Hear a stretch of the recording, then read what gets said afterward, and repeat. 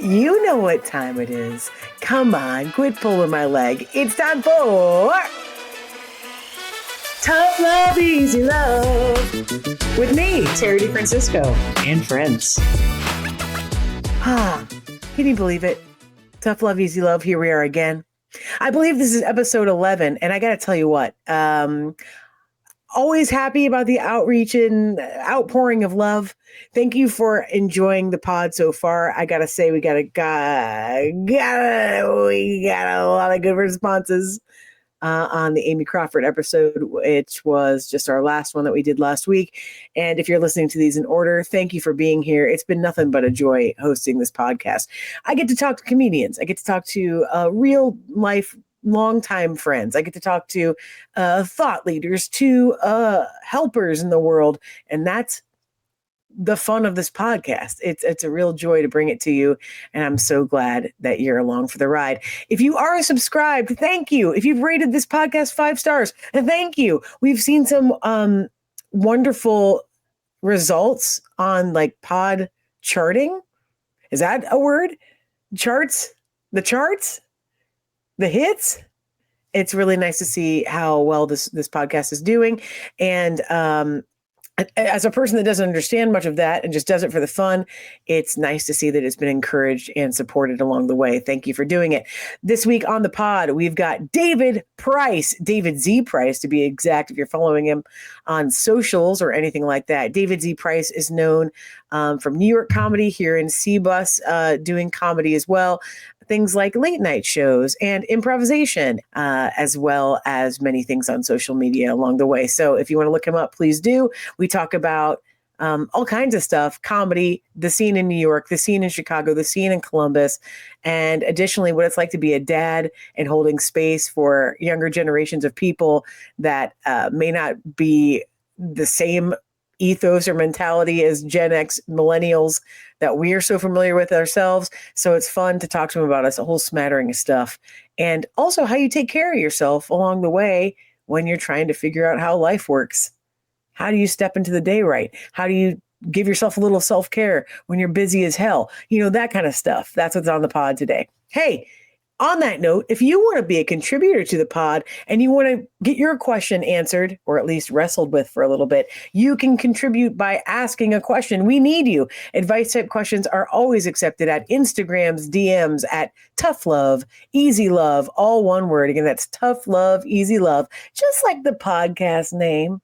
Right there in the Instagram DM. You can send that to the team, or if you want to call it in, you can. 614-929-5545. Again, that's 614-929-5545. You can also text that line. I won't make you talk on the phone. You know, we've gotten some fun phone calls to that line, and we've gotten text messages to that line. Both are A-okay. I love a phone call when I don't have to answer it. Are you the same? Is everyone out there the same? I love a voice note. Ooh, and I love hearing your voices, but I don't really love talking on the phone. So if you're the same as me, feel free to text that line if you don't want to write the Instagram or don't do social so much. Anything is available to you. We just want to hear from you and see what your question might be. It can be really open-ended. It can be a large, substantial question. It might be very specific. And either way, anyway, it works. I'm just delighted to have you. All right. Thanks for subscribing. Thanks for being here. Let's get into it with David Z. Price, and happy Tough Love, Easy Love Day. All right. Bye. DT's D. Daffy Duck. Daffy D on Donald T's D would be great. That's pretty good. That's pretty good. Hey, this is David Price.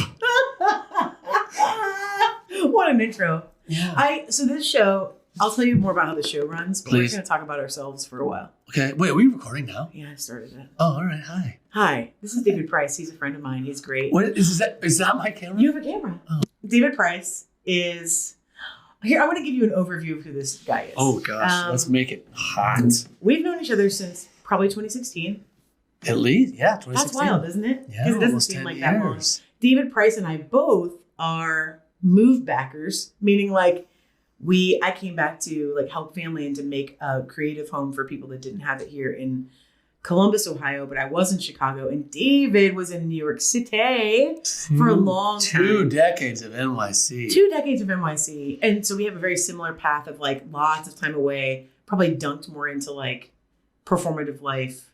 Yes. And improv life, and just like the scene of what it does take to make a production that goes on air or something. What it takes to be professionally funny, in my own opinion, but no one else's.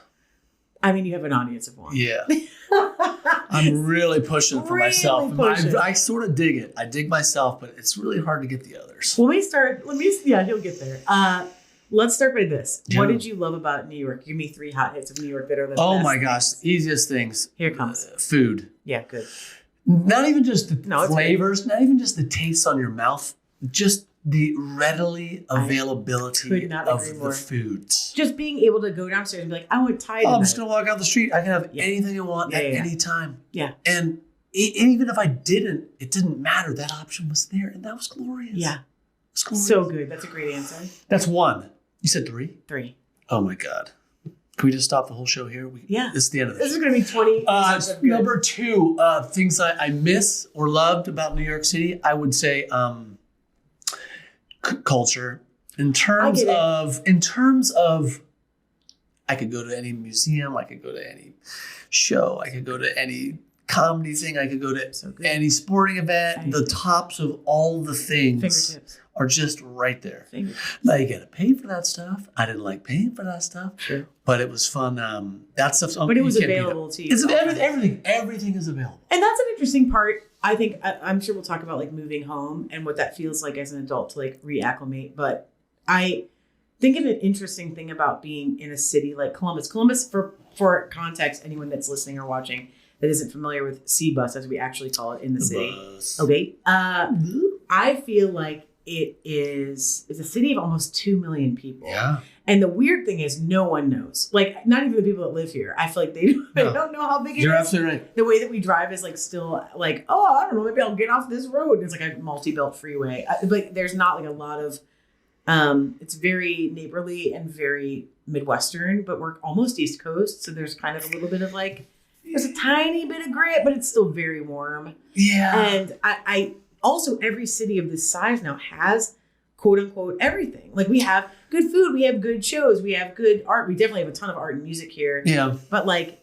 I do know there's a difference. I don't know how to describe what you're saying of like Chicago and New York, where it's like, I can walk outside and throw a rock and hit a show. The difference is we have all those things in Columbus, no question. And a lot of those things are emerging and things are happening. It's changing. And it's getting bigger and better.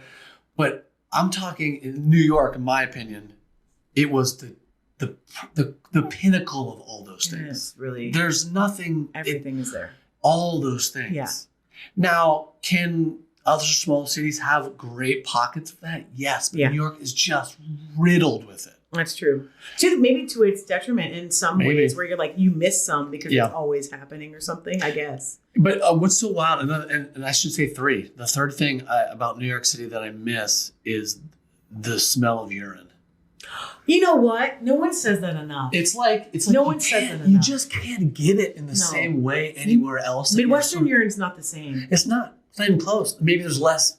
I don't know. Less fibrous vegetables in our diets. I'm not sure what it is, but it's like the urine is primo. Well said. I mean, I miss the rats of Chicago. Rats. There's one time I walked outside. I love Chicago. But one of the things that preemptive. Let's go. This is part of the thing I actually kind of turned me into a city kid was I walked outside behind a comedy theater when I lived in Chicago, probably the halfway point. I'm like 10 years deep. And I walked outside and there were rats in the alley. And there were so many of them that they were like playing a game. They were like playing what I would say is leapfrog. Hopscotch, leapfrog, like, sure. Yeah. Like they were like jumping each other's back and they were like squeaking and having fun. There was no food. It was like them just like playing. And I thought maybe rats aren't so bad. Hey, the city's our playground. This is pretty cute. I had a similar thing with cockroaches that are in our apartment. We had a very unbelievably expensive apartment. Well, like you would be like, oh, how much did this apartment cost? Not that I was rich or anything. You just have to pay $1 zillion to live. Oh, yeah. Very high-end apartment. And it was riddled with cockroaches. I believe you. Riddled, like they Because come out with a tight cigarette, and sit down on your couch. Like, what are we like watching tonight? Hey, what's on the tube? Yeah, what's on the booba tuba? Let's go. For real. Unbelievable. Unreal. Aggressive. Yeah, like they don't cockroaches. care if No, you don't want them in there. your face, coming out of the walls, no matter what.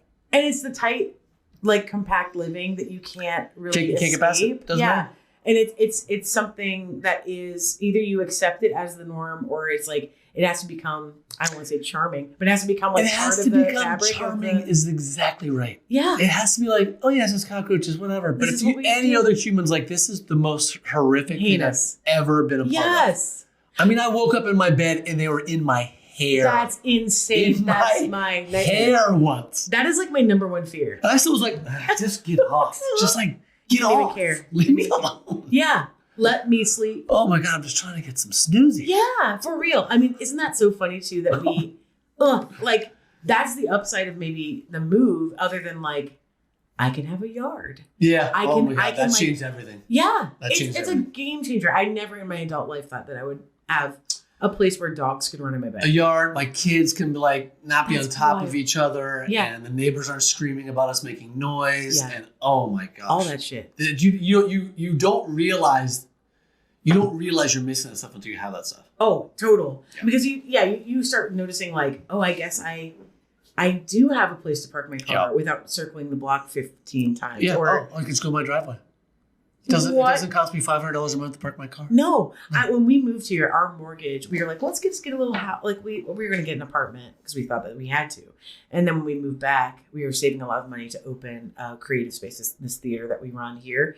And we were like, well, most of the money is going to go to like starting this thing. And we thought for sure we'd live in an apartment for the rest of our lives because we had lived in apartments our entirety in Yes. Chicago. And we got back and we found a small house that was like very, very much within our means. And we were like, I don't know, let's try it. And then we saw the price and it was $550 less than our Ugh. rent. The mortgage was $550 less. And we were like, what? You're Like we so- felt like crazy. And I don't think that Columbus is specifically like cheap or expensive.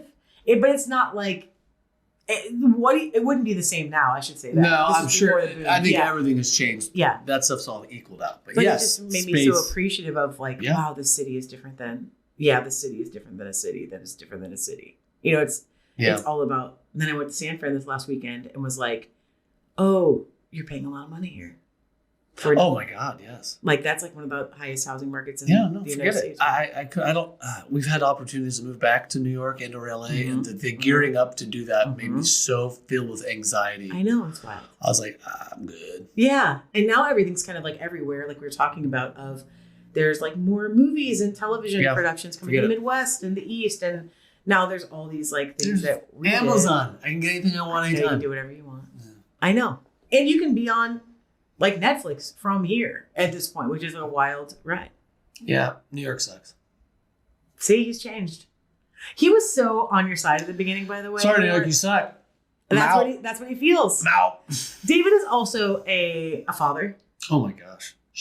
Don't tell anyone. Oh yeah, he's 23. Forget what Keep I said. it. And he is a performer here at the Nest Theater on various things, but primarily Anonymous, the Yeah. secret show, which is a real fun one. That's a goodie. And he does his own show called Dave Night, where I it's do. kind of a late night parody talk show. Yeah, just like a late night variety show where I can just do what I want and not let anyone tell me what to do. Yeah, I like that. You know, you're not the boss of my world. Yeah, It's you're my not the show. Here, let me have it. It's mine. What else? Anything else is going on in your life you like sharing that like evens you out? He's got a teenager I at have school too. two teenage kids. Yeah, now that are- nothing like that. There's nothing more challenging than teenage children. Mhm. And I often look back at myself as a teenager and I go, was I this wild? And the answer was probably. Yeah, it just was a different kind of. It's a like different a different wild, brand or something, and but- no one knew about it. And I'm thankful that no one could ever look back. And it's a tough world. I got to give them some more grace, but holy It's dear so God, hard, dude. I they get are it. wild. And everything's categorized by like what they can record all the things they do that are like wrong now. So it's a whole different. No. You know, if it's like it's on your phone forever, and you're like, oh, we probably made similar mistakes, but no one was like keeping it forever. No one cared. My parents didn't even know where I was Exactly. ever. Drinking out of a hose. 7 kids in my family. My mother would send us out in the yard, in the street, on 100%. Saturday morning and ring a bell at 9 o'clock at night. 100%. Literally would ring a bell, Yeah. and we'd come running from all corners of the neighborhood. And it was time to I go know home. this is kind of like the saying of our age group. I mean, 'cause David and I are the same age, which is like we are X, but we're probably more like millennial in energy. We're like in that split, what is it, Xennials or whatever, like that weird split of like I grew up with the drink out of a hose and come home at 7 my God. or whatever. Hose water's the goodest. Hose water. But I also grew up with the internet on cusp, where it's kind of like Yeah, you college. were on it all the time. Yeah, you you're were like- yeah, you were just learning about it. It wasn't taking over your life. It was our AI, beginning of our AI. For real. Yeah. Yeah, for real. And so I think we have a good grasp. We have a very fortunate. We've been in pocket. both worlds. Yeah. And Where I can have some understanding of, what it's like to grow up that way. But also, I'm so thankful we grew up in a I boring. know, but do we just sound like old curmudgeons? Like, No, I think it's okay. it's like my parents going, turn down the rock and I roll. know. But we have a good split, I think, where we can understand people younger than us. I just told Hillary was on this podcast recently. I don't know when it'll come out, before or after this, but we were talking about a term that I just heard in Canada when we toured there called nostalgia. And nostalgia is like younger people than what the era was doing something to feel what it felt like to be there. Oh, yeah. So like your kids listening to like watching Friends and listening to a record. Yeah, which they do. Because they want the simplicity of what we grew up with. Also because I'm shoving it in their face. Well, maybe it's you. Yeah. But it is true that there's some, I think I did this with my parents in like the 60s, 70s. I remember being like, Yeah. you had bill bottoms, you went dancing, and there were hippies, and they're Let's like, do it. yeah, I guess. Like they didn't really I feel think the same parents didn't give a flying F back. No. Kidding my. And they didn't get They like were why it was never charming or around. something. No, the parents were never around. I feel like I'm on top of my kids constantly. And when I was a kid, I don't remember my parents ever being around. I know. Well, you also have a million siblings. But So I wonder if yes, all of there you were was, like, let's it go was hang out. hard to get some FaceTime with the folks. Yeah, well, I mean, this guy, he grew up in it, man. He was in it to win it. Yeah. I think 7? 7 kids, 7 6 prices. boys, 1 girl. Girl's the youngest. Can't I'm use dead it. middle, which is why you see me out here trying to make them joke 'em ups. Oh, yeah. Um, That's how it played out in your family. Yeah. Interesting. Okay. dead Middle. center. Yeah. Center. Uh-huh. Just like, look at me. Somebody notice. Can you just somebody give me a notice. look? Somebody please. Yeah, it was a lot of that, but it was, I think, simpler. And in the end, made you more independent. And now I've basically probably ruined my children forever with just like being on top of them. Oh, you're too. So if you guys are watching this, mubby. Sorry, Sorry, to the fam, mommy. to the gang. You think that you're like guiding them strong with a heavy fist, or what? I think What's it everyone called? is. I think all the parents I know are. I think it's impossible not to. I think it's so scary out there with what's going on that you just don't want them to make a wrong step, and you gotta let them. And so I'm just trying to You find tried that so balance, hard. and I Oh, suck so David. hard at it. It's so hard. Oh, I suck so hard. Well, there's no way to navigate the time that's currently running. I mean, like we don't know how. How could you know? You can't know. How My could only you know? hope is that I die very soon. That's not a good hope. That's it. Strike that from the record. Okay, don't play that. Don't do that. No. Yeah, Too play early. that. No. But yeah, I get it. Like, how do you not put your thumb on the scale of every decision that they're making? You can't. I know it's so hard, and I need to do better at that. I'm sorry, children. See, he does care. I do. I don't know why I'm looking at that one. We'll never see Should I him. look at this one? I'll look at that No, one. there's not. He does care. I care. If you see this when you're 21 and you're like, Yeah, you see, you're probably gonna see this immediately when it comes out. That's another problem with this society. do you think they'll watch it? I mean, if they know I'm on it, they'll make fun and goof and clip I it don't wanna and say send your it to their names. ticking talks. I And don't want to say your names because I don't want you to. no, do dox not the say their school. names. But we know who you are, and Yeah. your dad is. Go to gone. bed. Generally, go to Get bed. off the phone. You heard it here. Get off your phone. Putting screen time on now. See, there, you can do it. Okay, so you want to know about the show? Let's go. Are you ready? Yeah. You like giving advice? I love it, but Okay. people don't like You hearing have it. all the permission in the world to do Okay, it all on right, this show. I'm gonna do it. This is the fun of the show. So this idea, so as the followers and listeners know, I had a person that's kind of helping me run this stuff and telling me what the people want. Yeah. And so they know that I'm a performer already, and I'm an improviser, blah, blah.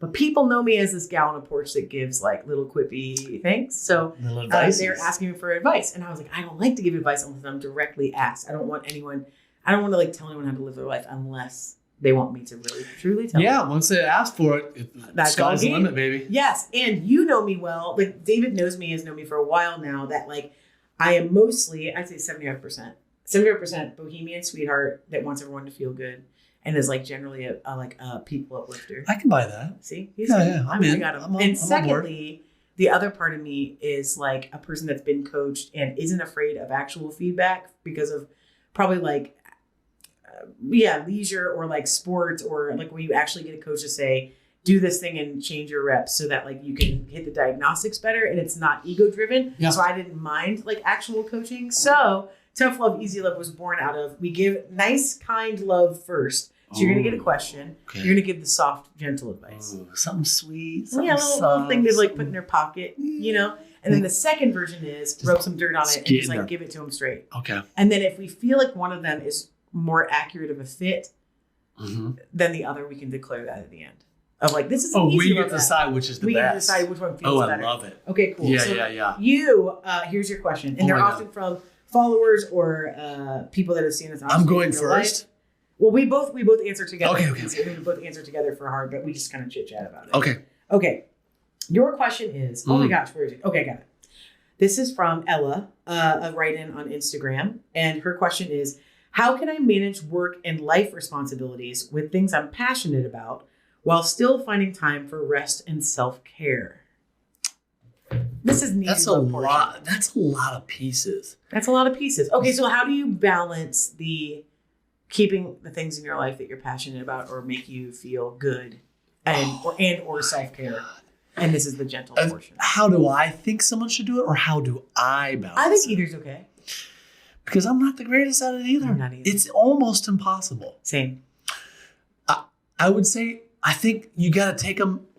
You got to take them and you got to put them in order of priority and sort of what you think is priority. And then start with that one, number one priority one. Give it as much as you can until you're feeling pretty good about it, and then move down the line. Okay. So we actually make a list in your brain of like things that you'd like to prioritize that give you joy back. Sure. Or whatever. If we're like trying to find a passion thing or something, we're finding things that those are prioritized for us. We go down the list in the order of like, let's get them done then. Let's try and see if we feel it. Well, that's nice. That's like a good guidance advice. It's a way to, it's the only way to start it. I think, I mean, the question was what, like, how do I balance work, life, things that give me joy? How do I balance everything in life is basically the question. Yeah, I know. And that's an almost impossible thing to do. I think, I don't know, everything's pulling you all different directions. You do have to think of, I know this sounds selfish, you literally, just like in an airplane, you got to put that mask on first before you can help anybody else, baby. You got to deploy that oxygen, baby. Put that mother here, and you pull the things here. You're going to pass and out. You make sure, even if the bag's not inflating, it's still getting you oxygen. You got to take it in first so that you can then help whoever else is around you. That is good advice. And that is soft advice, I think, in a nice way. It's like a sweet... it's sweet advice with some, a little bit of grit, but it's generally like, are you taking care of yourself well enough to even know what your passions and dreams are? You can't That's the first thing to go on the menu, by the way. When you're busy and taking care of everyone else, you're like, who cares what I want? That's the first thing that goes. Let's get into for real. First, number one, sleep. Just gotta sleep. Just sleep. I find if I can get more than 6.5 hours of sleep, I can almost function as a human person. Good for you. That feels good. Today I was working on a number of administrative tasks for the theater and outside of the pods and all the other tourings and whatever else. And I realized at 3:30 I had not had a food. Not even one food. And I was like, I feel crazy. I feel like I'm shaking. I'm like upset. I don't know why I'm so stressed out. And Rance, my partner, was like, I don't think we've had anything. And we were like, oh my God. Like I hadn't had a glass of water. I hadn't had a coffee. I hadn't had any water, hadn't had any food. And I was like, oh, I see. So this is a metaphor for, have I even taken any inventory of what the hell I actually quite literally need? Yeah. To not pass out during this day. So that's starting with sleep. Then you wake up, you get a little food in your body. Yeah. And some people do the caffeine, some people don't. Whatever you need to kind of get yourself feeling cozy and right in the morning, you start that. It's super hard to do. Then you dive into the next thing. Okay. But I think you got to start with the basics. Mm-hmm. The basics have to be covered. Okay, so basics first. And then you can get into the minutia of what brings you joy. Forget getting to joy. I know it's gonna be down the list. You can't wake up being joy. I mean, sometimes I do better when I wake up because I'm kind of like, I haven't seen everything yet.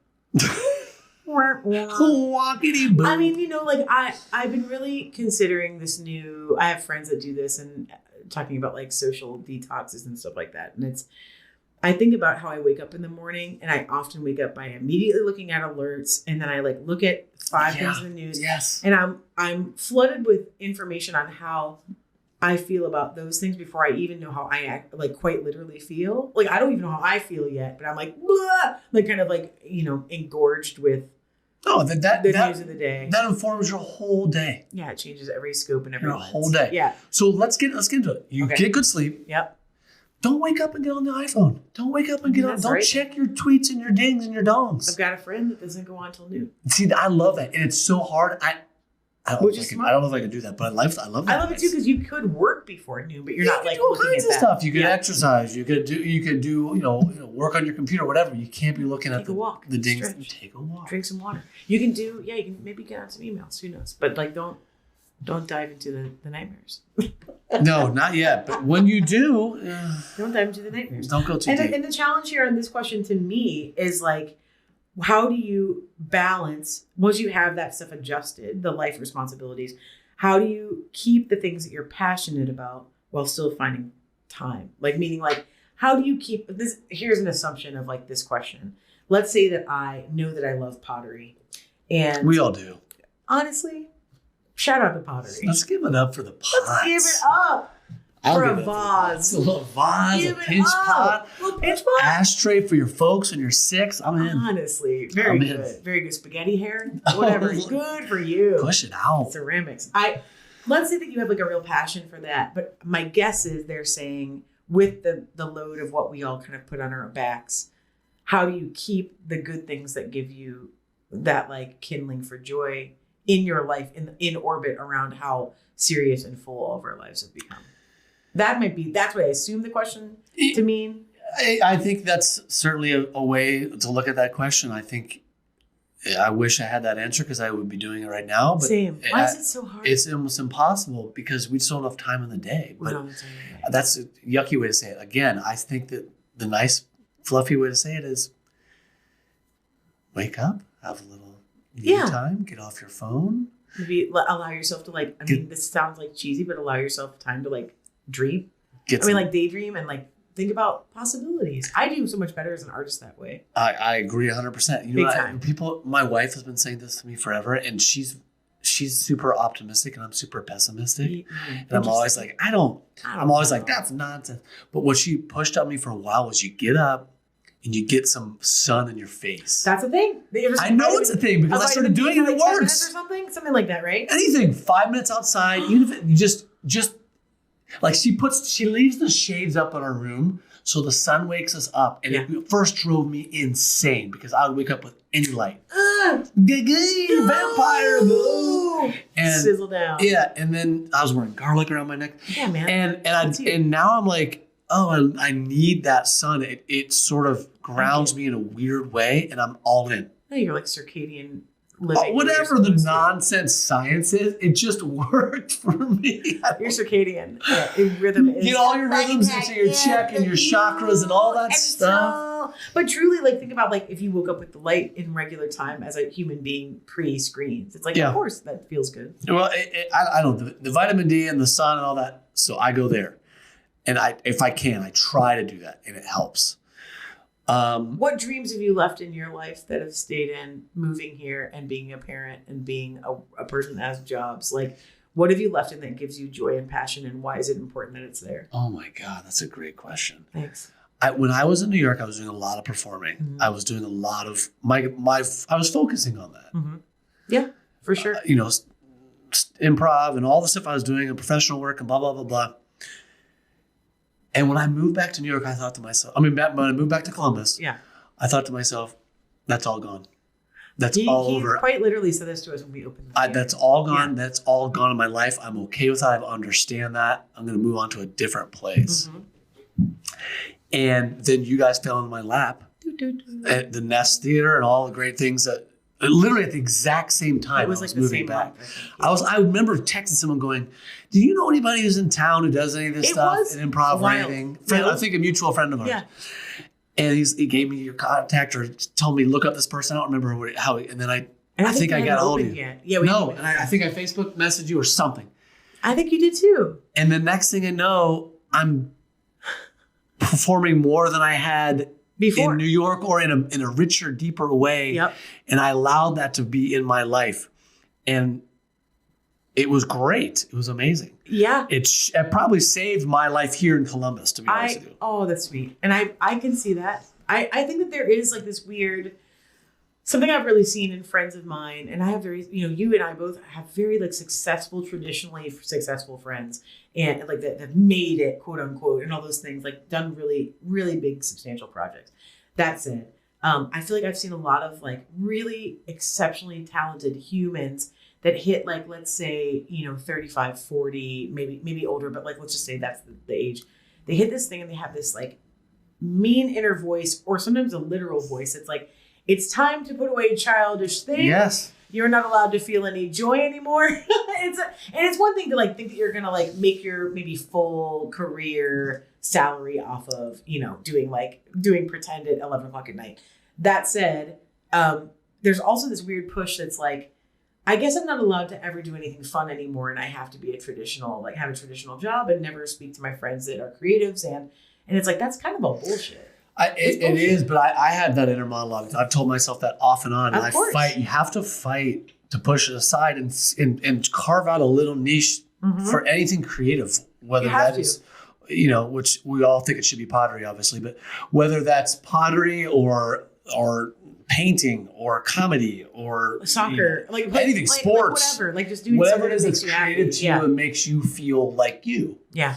And I think these dumb jokes on stage and the silliness is what that is for me. Yeah. Whether it's singing a silly song or a fart joke that I'm professional at, I think those things are what make me feel like life is worth living. I agree. So if you don't carve out something, it's not. There's no point. There's no fuel in the tank. There's no fuel in the tank to do any of the other things. Yeah. That doesn't mean that that's only the thing you do, but you gotta have it there. Theme of the year. I feel like that's like, I've been really wrestling with like how serious to be and what to put out. And, it seems insanely frivolous for comedians to make comedy sometimes when the world is very dark. And the only like juxtaposition to that I have is, if we don't remember what is joyful and twinkly and brings us joy, we will not fight for the things that are beautiful and good. So it's like, you have to stay passionate enough about something that you want to show up for the bullshit things. Like if you have to like pick up your kids every day at 3 and like have the same old like regimen, and like it gets really, like the day in, day outs get really tough sometimes for people. Like it gets depressing. And if you don't have any of the twinkly stuff, then you don't want to do any of the regimen. And you have to keep the twinkly stuff. You got to keep the twinkly stuff alive. You got to keep Santa Claus alive, as they say. And you have to, right? Yeah. We all know he's real. And you got to hold on to that. Wait, what do you mean? What? What were you saying? I'm saying Santa Claus is real, obviously. You know that. Yeah, why would he not be real? Exactly. She knows. Santa, you gotta believe. Right? You got to believe that these things that you love. How would you say he was real? Everyone knows he's real. Why would we not assume that he was real? There's no reason to think that he's not real. I would never suggest that Santa Claus isn't real. Obviously, he's real. And I think that you know that and you believe that. And that's something you feel in your heart. And you should continue to do that. I don't have to believe that. You just know he's real. You just know he's Santa Claus dead. Santa Claus, what? Did you say Santa Claus is dead? No, Sandy's alive and well. Okay, good. And I did have this conversation with my son recently. It was weird. You did? I did. Oh. More recently than it should have been. Should have been a long time ago. Well, he believes in magic. That's good. Yeah. But I think you're right. Like if we kind of all agree that the proverbial magic has to stay alive, then the answer of how do we do it? Maybe I'm veering into tough love now. That's okay. Let's do tough love. Yeah. I think tough love on this is, I think you have to schedule your passionate thing that you do, like you would schedule going to the gym or going to like you have to make time for a thing. And at least I do, because I won't do it if I don't. Like, meaning like, I'm going to go see a play in 2 weeks and it's going to be this, and I'm going to treat myself, or I'm going to like take a little tiny day trip to go get a fun food and like go hiking. But like, if I don't schedule it, I won't do it. No. So maybe the tough love is like, put it on the books like you would put all the bullshit on the books. I think that's one way to look at the tough love. I would look at the tough love as you're screwed, it's impossible, and we're all going to die soon. Well, that's also how I mean, look, like, is that advice? No. Is it a strong opinion? Yeah. Is it advice? Not advice. It is a belief. It is a belief system. It's a belief system that I'm into. I do kind of get it, because it doesn't seem like anyone's cracked this code. No one's cracked this code. If the tough love is, it's almost impossible, but that doesn't mean you don't go for it or try. Same. That's it. We're living through a time that I think is, there's a lot of dumb stuff about this time, but the good stuff is, I feel like there's a lot of, along with garbage is an age of enlightenment, which is everyone's starting to realize stuff at the same time, where it's like, wait, why do I work all day? Yeah. Like the pandemic maybe changed 100% pandemic. Like something happened where everyone was like, 100%. Why am I driving to an office actually? Like just like things we never question. And I think that that's exciting. Like the exciting thing here is that people are kind of starting to wonder why we do things rather than just go do it. I think that's true. I think pandemic made a big old shift in that, and some people have more of a privilege to be able to do this than others, but I think that more and more people are figuring it out. Same. Where maybe I don't have to sit in this office, or maybe I don't have to grind 9 to 10 o'clock at night. Yeah. Maybe there's another way. Maybe I don't need all these things. Maybe I don't need all this stuff. Maybe I don't need stuff. And then if they let some of that shed some of that stuff, they're realizing, I don't have to make the X amount of money. Yeah. And I can just be a little more content with what I got going on in my smaller space, my smaller life, my smaller bubble. Maybe that's it. It's like, what can you reduce and reuse and recycle in your own life that allows for more time for you to be passionate about something? Yeah. Can you get rid of anything? Can you get rid of anything? What does it matter? The old, if it hasn't brought you joy, throw it away. My wife is amazing She's at that. She's so good at that. Oh my gosh. It used to make me nuts, but I'm like, you're absolutely right. That's smart. You're absolutely right. Yeah. If it doesn't. In your home is that, like, it's a beautiful, like, I want to reuse this. I want to heighten this thing and give it a better home inside this way it's showcased. Everything is intentional. And it's like, I bet she lives that way too, where it feels like, this is an intentional thing that I'm doing with this piece. And if I don't need it, release it. Like, that's so hard. There's no question. She's really good at it. And she's super close to just letting me go. But I think that. Reduce and reuse. Bing, get rid of this game. Yeah. I think, no, seriously, I used to think that was ridiculous. And now I'm going more towards it. Well, because we came up in an age of like abundance where it was like, more, get everything, acquire. And now it's like, man. It's that, but I also grew up in a huge family where you didn't. Nothing was yours. That's true. So nothing was just gimme. I can get this sweet. I can get that. Yeah. Like anybody would offer something free to me. I'm like, I'm taking it. I want it. It was nonsense. It was garbage. It didn't matter. You had like a mentality of scrap and survive. Basically, if I don't get this, I might need it late down the line, and it'll save me time. But it was just all that stuff just weighs on your shoulders, on your head. Even when you don't see it or know it, you have it, and it literally weighs it on you. It just weighs on you. And when I started letting stuff, just junk stuff go, whether it's physical stuff, whether it's ideas, whether it's worries about things that will never happen. Yeah. When you try as hard as you can to just let as much of that go, it frees up time, energy, happiness. It frees up every part of your body to be present, which is the hardest thing in the world to do. The hardest. We're in the art form that celebrates it. Oh my God. And if you can find that moments of presence, it's magic. Yeah. And I think the only way to do that is to let go of all the noise, the nonsense, the stuff, the things. Woo! You're welcome, everyone. I think we solved everything. I think we solved the world. This was beyond this question. But I mean, I hope that you can find, Ella, I hope that you can find some potential way to at least gift yourself. Because I lean tough love here, meaning like, I hope you can gift yourself the same pocket of time that you would grant a person that you loved to do something that brings them joy to return back through your life. So I'm going to say that my tough love is you deserve that too. And that's it's kind. Like the tough love here is still kind, but it's direct of like, you should be celebrating these little things that make you able to better return to your life enthused and excited, like you would afford that to someone that you cared for. Yeah, my tough love is similar. To be serious, it's like, it's you. You have one life. You get one life. That's all we get. Get your ass in gear. Figure out what makes this life worth it. That's right. Hold on to those things. That's right. And let everything else go. Did you hear it? Damn it.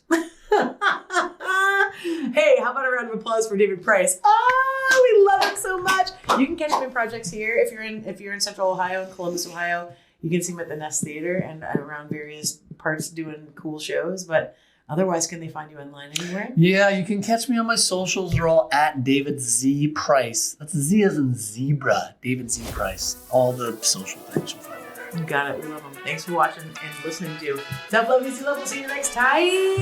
Bye. Bye. You're listening to a podcast on the Roost Nest Podcasting Network, executive produced by the Nest Theater and Comedy Arts Center. Co-founded and funded by Rance Rizzuto and Tara DeFrancisco. For more information on the Nest Theater, go to nesttheater.com. Roost. Nest Podcasting Network. Come on.